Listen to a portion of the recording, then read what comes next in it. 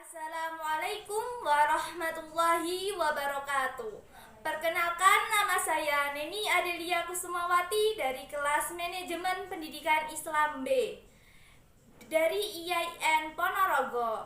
Di sini saya dari kelompok 9 akan mempresentasikan tentang pendidikan karakter.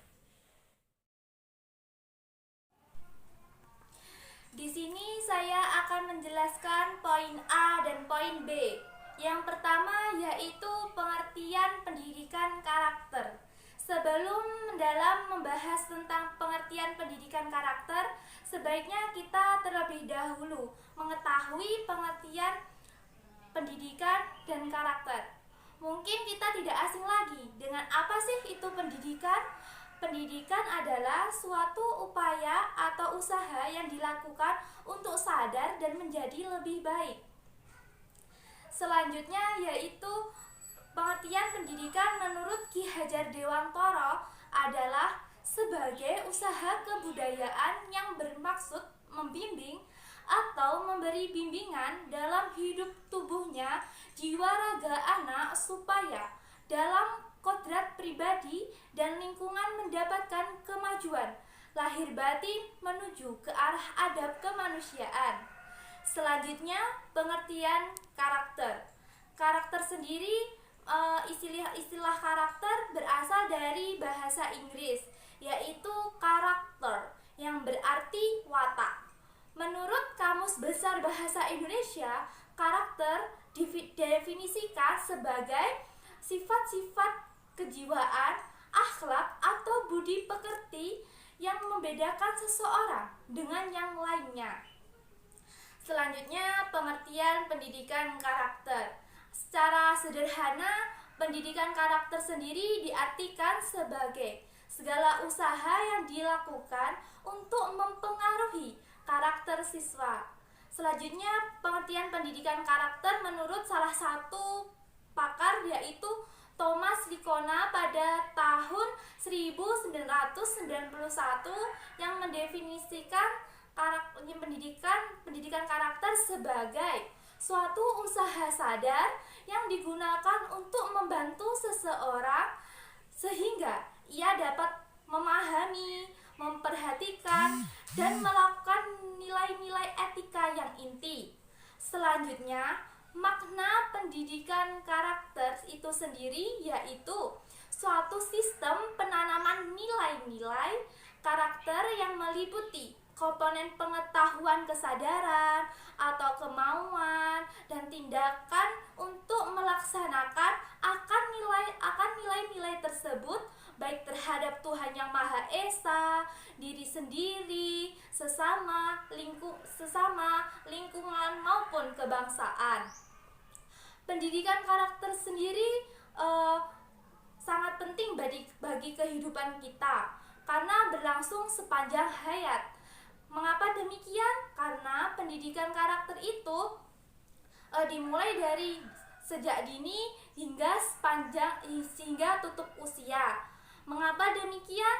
Karena pendidikan karakter itu untuk mengubah kepribadian kita yang baik atau yang kurang baik menjadi yang lebih baik. Selanjutnya, tujuan pendidikan karakter itu berhubungan erat dengan pendidikan moral. Mengapa demikian? Karena pendidikan karakter memiliki tujuan untuk membentuk dan melatih kemampuan individu secara terus-menerus guna menyempurnakan diri ke arah yang lebih baik.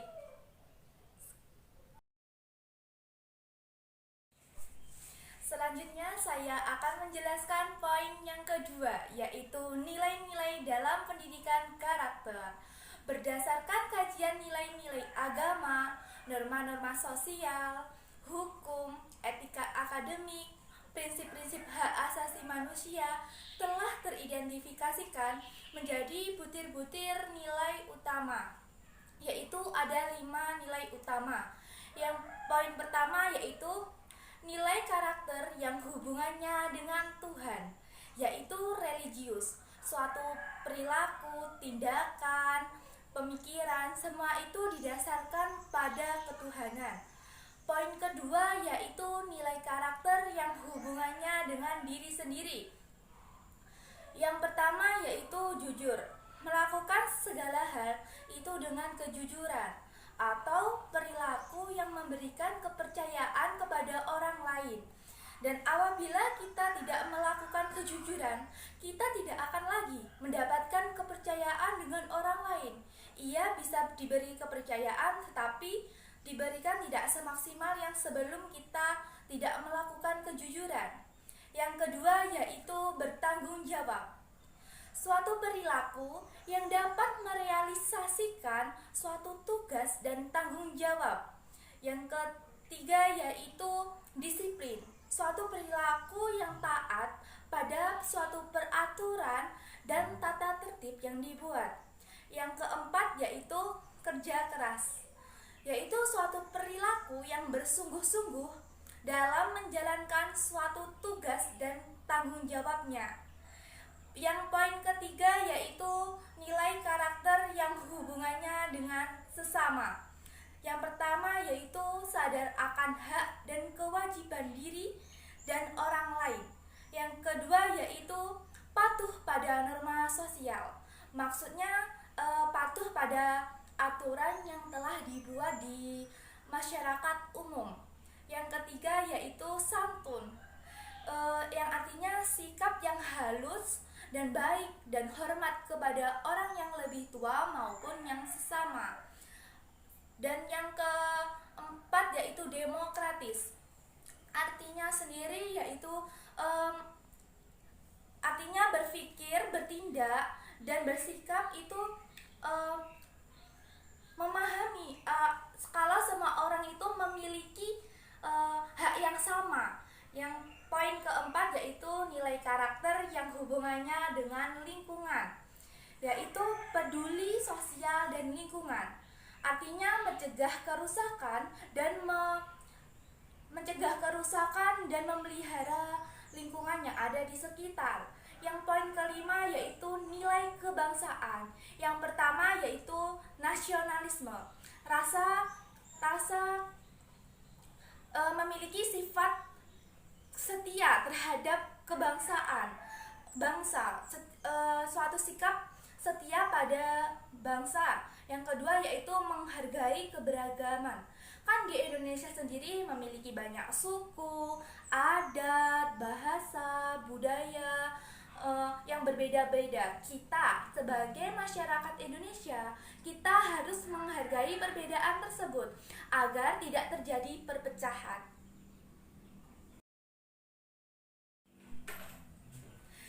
Selanjutnya, nilai-nilai yang dikembangkan dalam pendidikan karakter diidentifikasikan sebagai sumber-sumber berikut.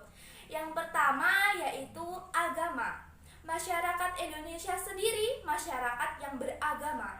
Jadi, tindakan, perbuatan, pikiran, semua itu didasarkan pada kepercayaan dan ajaran agama yang dianut.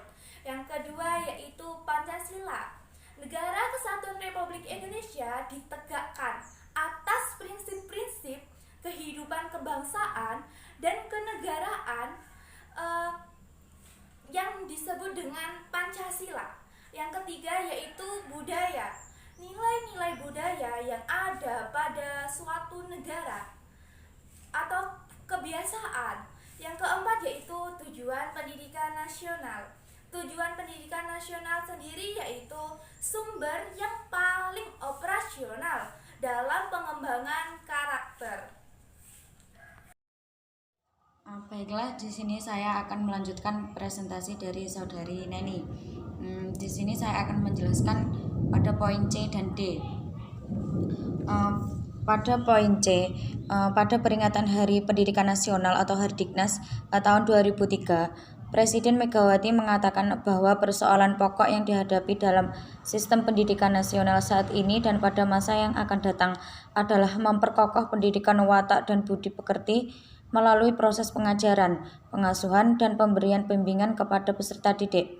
Pendidikan watak dan budi pekerti merupakan elemen dasar yang sangat penting dalam pembangunan karakter bangsa, seperti penerapannya dalam kehidupan sehari-hari dan penerapannya dalam pembelajaran.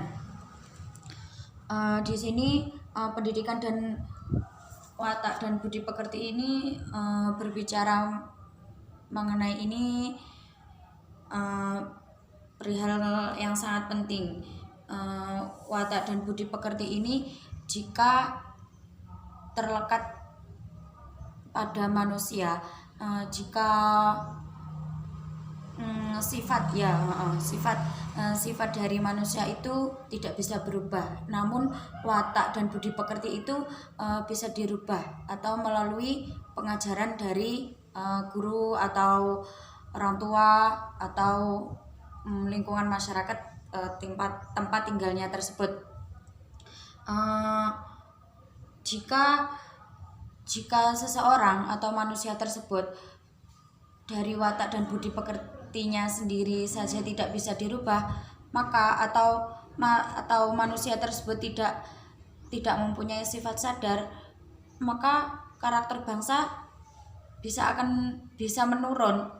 Contohnya seperti penerapannya dalam kehidupan sehari-hari.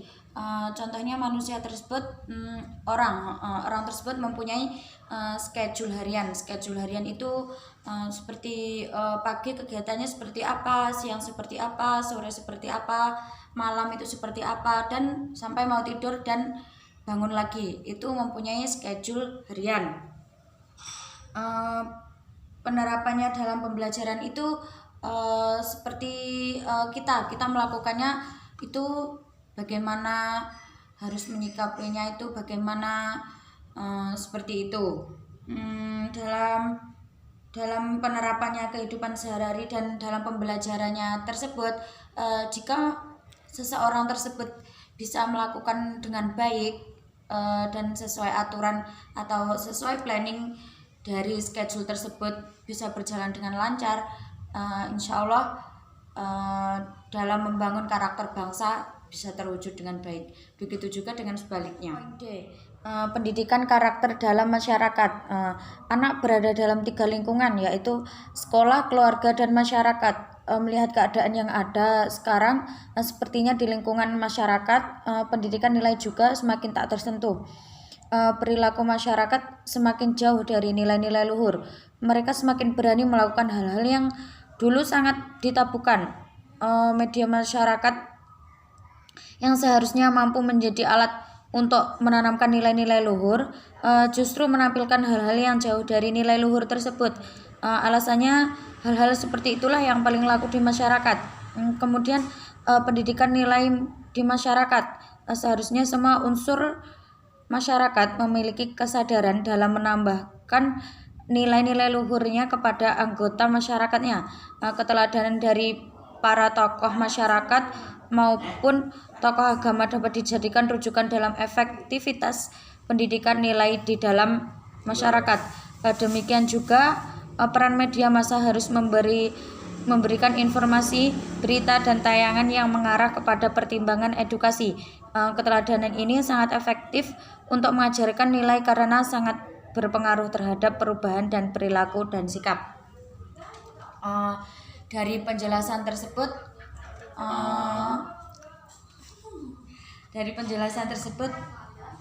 bisa digambarkan seperti dari edukasi tersebut atau pendidikan, yaitu pembelajaran pengetahuan, keterampilan, dan kebiasaan sekelompok orang yang diturunkan dari satu generasi ke generasi berikutnya melalui pengajaran, pelatihan, dan penelitian.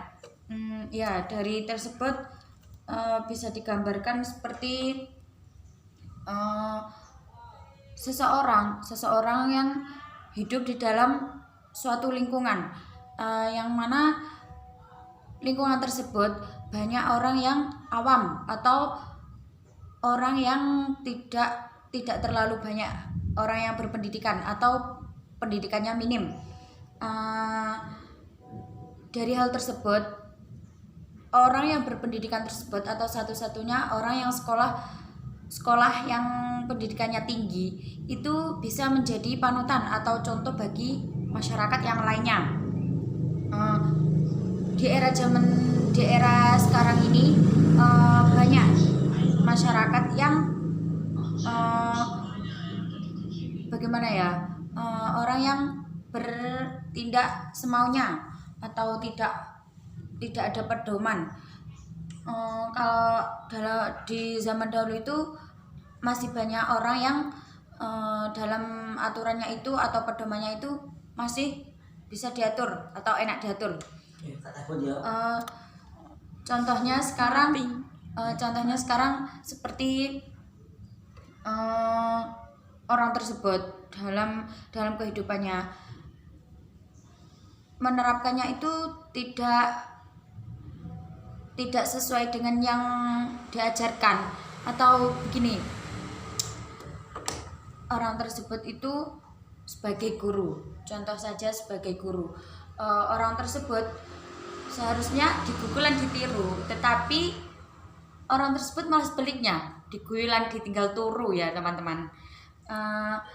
Dari penjelasan tersebut, orang yang berpendidikan tinggi tersebut sendiri tidak bisa menjadi panutan, sehingga masyarakat di sekitarnya menyeleweng, tidak bisa mengikuti. Sebenarnya bisa mengikuti dari orang yang berpendidikan tersebut. Namun dari orang yang berpendidikan itu sendiri tidak bisa mengajarkan dengan baik, seperti dalam kehidupan sehari-hari dia tidak bisa menjalankan schedule hariannya, kemudian tidak menggunakan pakaian yang sesuai norma, seperti orang tersebut memiliki pedoman dari seorang yang agamis, tetapi orang tersebut tidak menerapkan. Jadi orang yang tidak berpendidikan itu sendiri begini, pemikirannya begini, orang seperti itu aja tidak bisa menerapkan apa yang diajarkan dalam pendidikannya, seperti itu. Jadi masyarakat itu tidak bisa mencontoh hal tersebut. Jadi hal tersebut bisa dikatakan menyeleweng, padahal orang tersebut berpendidikan tinggi itu bisa menjadi panutan oleh orang masyarakat tersebut di lingkungan tersebut. Dan contoh lainnya seperti tokoh agama atau ulama di sekitar tersebut. Jika orang tersebut menyampaikan dengan baik dan benar, itu bisa diterima masyarakat dengan baik dan bisa menerapkan atau melakukan hal baik tersebut. Sekian, terima kasih. Cukup sekian presentasi dari kelompok 9. Semoga bermanfaat bagi kita semua. Terima kasih. Wassalamualaikum warahmatullahi wabarakatuh.